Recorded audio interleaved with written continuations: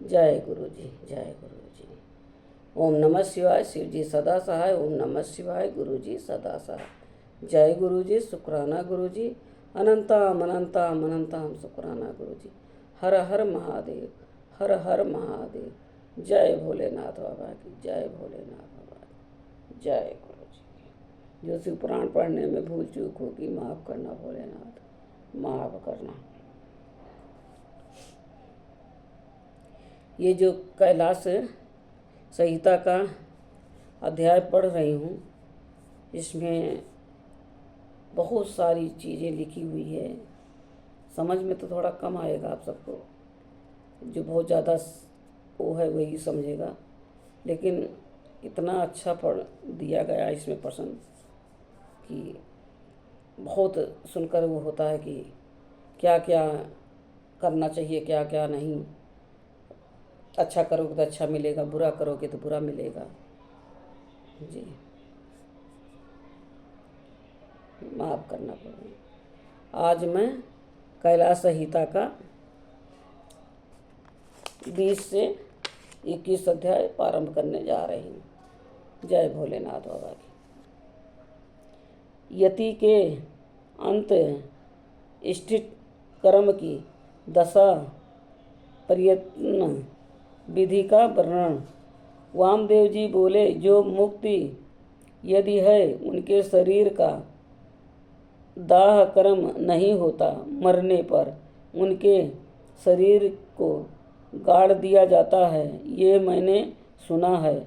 मेरे गुरु कार्तिकेय, आप प्रसन्नतापूर्वक यतियों के उस अंत्य श्रेष्ठ कर्म का मुझसे वर्णन कीजिए, क्योंकि तीनों लोकों में आपके सिवा दूसरा कोई इस विषय का वर्णन करने वाला नहीं है। भगवान शंकर नंदन, जो पूर्ण पर ब्रह्मा में अहम भाव का आश्रय ले देह पंजर से मुक्त हो गए हैं, तथा जो उपासना के मार्ग से शरीर बंधन से मुक्त हो परमात्मा को प्राप्त हुए हैं, उनकी गति में क्या अंतर है, ये बताइए प्रभु। मैं आपका शिष्य हूँ, इसलिए अच्छी तरह विचार करके प्रसन्नतापूर्वक मुझसे इस विषय का वर्णन कीजिए।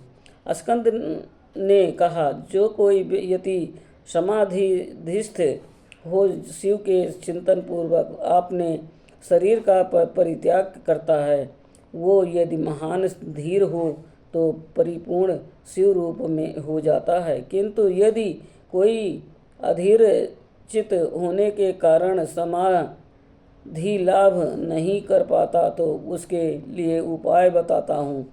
सावधान होकर सुनो। वेदांत शास्त्र में के वाक्यों से जो ज्ञान और जे इन तीन पदार्थों का परिज्ञान होता है, उसे गुरु के मुख से सुनकर यति यम नियमादि रूप योग का अभ्यास करें।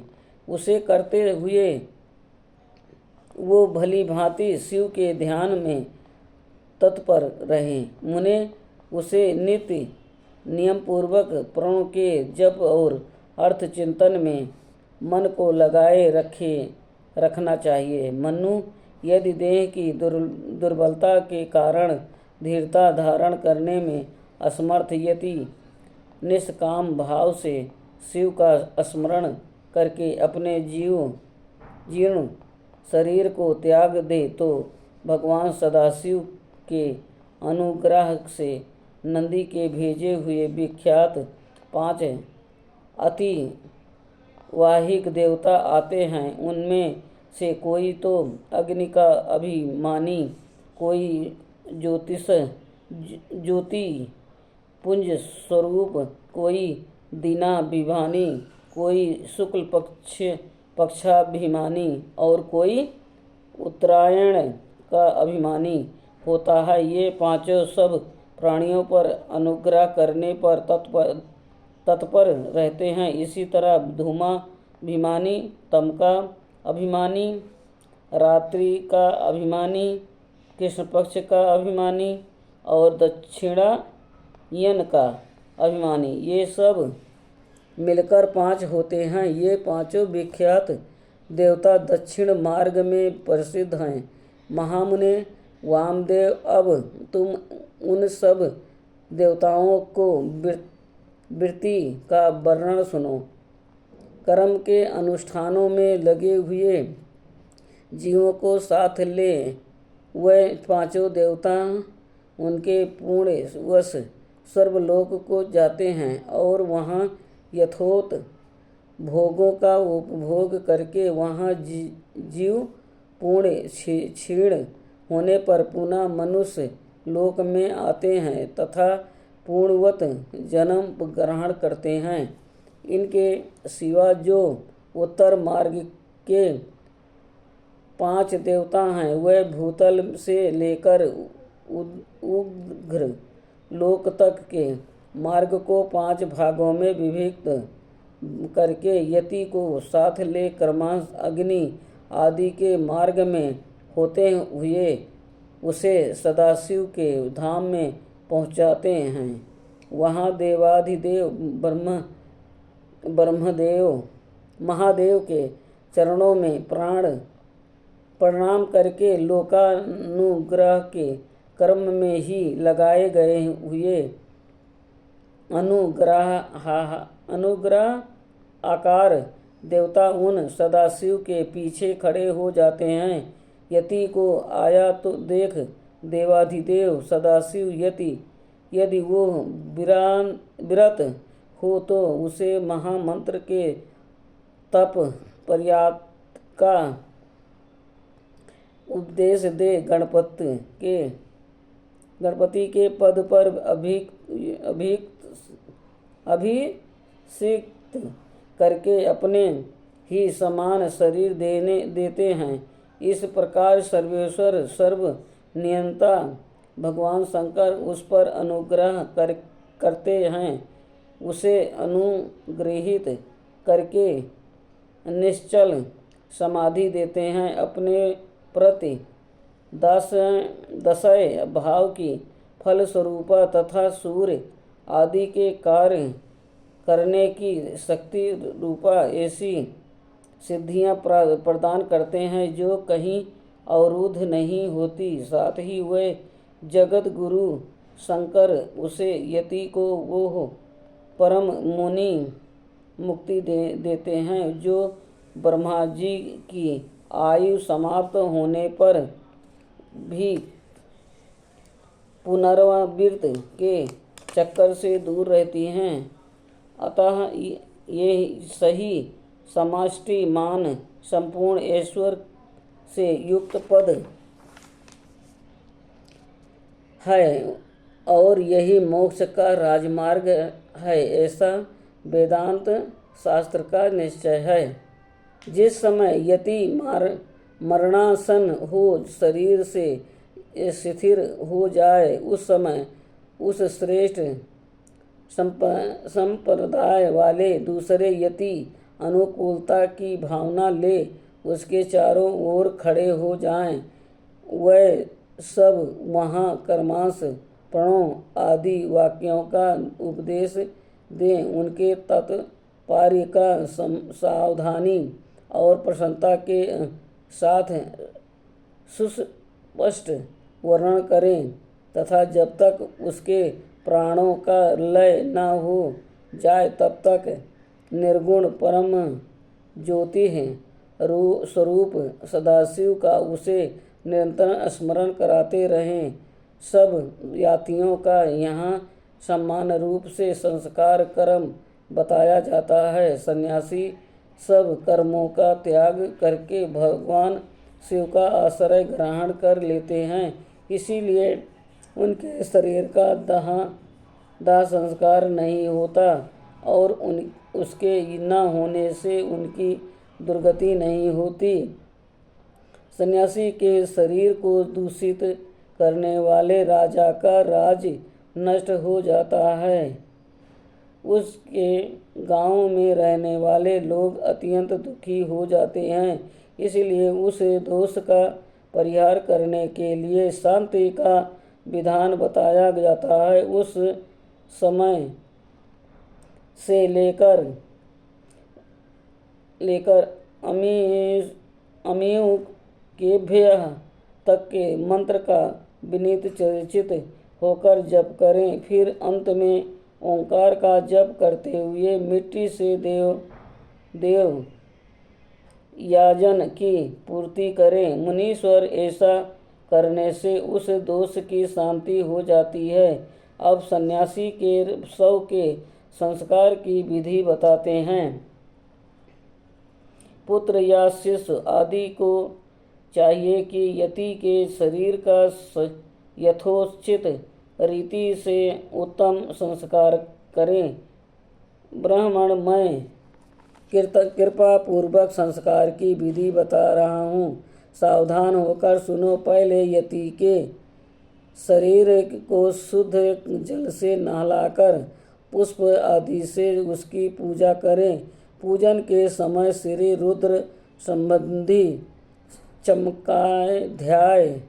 चमकाध्याय और नमकाध्याय का पाठ करके रुद्र सूत्र का उच्चारण करें। उसके आगे शंख की स्थापना करके शंख अस्थ जल से यति के शरीर का अभिषेक करें। सिर पर पुष्प रखकर प्रणों द्वारा उसका मर्जन करें। पहले के कौपीन आदि को हटाकर दूसरे नवीन कौपीन आदि धारण कराएं। फिर विधि पूर्वक उसके सारे अंगों में भस्म लगाएं। विधिवत त्रिपुंड लगाकर चंदन द्वारा तिलक करें। फिर फूलों और मालाओं से उसके शरीर को अलंकृत करें। छाती, कंठ, मस्तक, बाँह, कलाई और कानों में कर्मांश रुद्राक्ष की माला के आभूषण मनो उच्चारण पूर्वक धारण कराकर उन सब अंगों को सुशोभित करें। फिर धूप देकर उस शरीर को उठाएं और विमान के ऊपर रखकर ईशानादि पंच ब्रह्ममय रमणीय रथ पर स्थापित करें। आदि में ओंकार से युक्त 5 सदोजातादि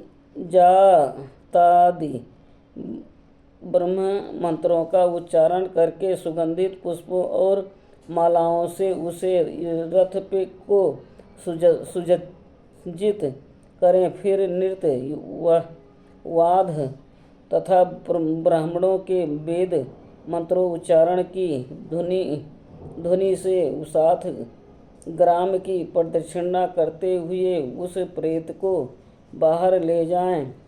तदंतर साथ गए हुए वह सब यति गांव के पूर्व या उत्तर दिशा में पवित्र स्थान में किसी पवित्र वृक्ष के निकट देव याजन गड्ढा खोदें। उसकी लंबाई सन्यासी के दंड के बराबर ही होनी चाहिए। फिर प्रणों तथा व्याहति मंत्रों से उस स्थान का प्रमोक्षण करके वहाँ कर्मांश स्वामी के पत्र और फूल बिछाएं। उसके ऊपर उत्तराग्र कुश बिछाकर उस पर योग पीठ रखें। उसके ऊपर पहले कुछ बिछाए, कुशों के ऊपर मृग चर्म तथा उसके ऊपर वस्त्र बिछाकर प्रणव सहित सधोजातादि पंच ब्रह्म मंत्रों का पाठ करते हुए पंच गाभ्यों द्वारा उस शव का प्रोक्षण करें। तत्पश्चात रुद्र युक्त ओम प्रणव का उच्चारण करते हुए शंख के जल से उसका अभिषेक करके उसके मस्तक पर फूल डालें। शिष्य आदि संस्कार करता पुरुष वहाँ गए हुए मृत याति के अनुकूल भाव रखते हुए शिव का चिंतन करता रहें। तदंतर ओंकार का उच्चारण और स्वास्ति वाचन करके उस शव को उठाकर गड्ढे के भीतर योगासन पर इस तरह बिठाएं जाए जिससे उसका मुख पूर्व दिशा की ओर रहे। फिर चंदन पुष्प से अलंकृत करके उसे धूप और गुगल की सुगंध दे। इसके बाद ऐसा कहकर उसके दाहिने हाथ में दंड दें और इस मंत्र को पढ़कर बाएं हाथों में जल सहित कमंडलू अर्पित करें। फिर ब्रह्म यज्ञान प्रथम इस मंत्र के उसके मस्तक का स्पर्श करके दोनों भावों के स्पर्श पूर्वक रुद्र सूक्त का जप करें। तत्पश्चात यजु 16-15 इत्यादि 4 मंत्रों को पढ़कर नारियल के द्वारा यति के शव के मस्तक का वेदन करें। उसके बाद उस गड्ढे को पाट दें। फिर उस स्थान का स्पर्श करके अनन्य चित्त से 5 ब्रह्म मंत्र का जाप करें। तदंतर 10-3 से लेकर 10-8 तक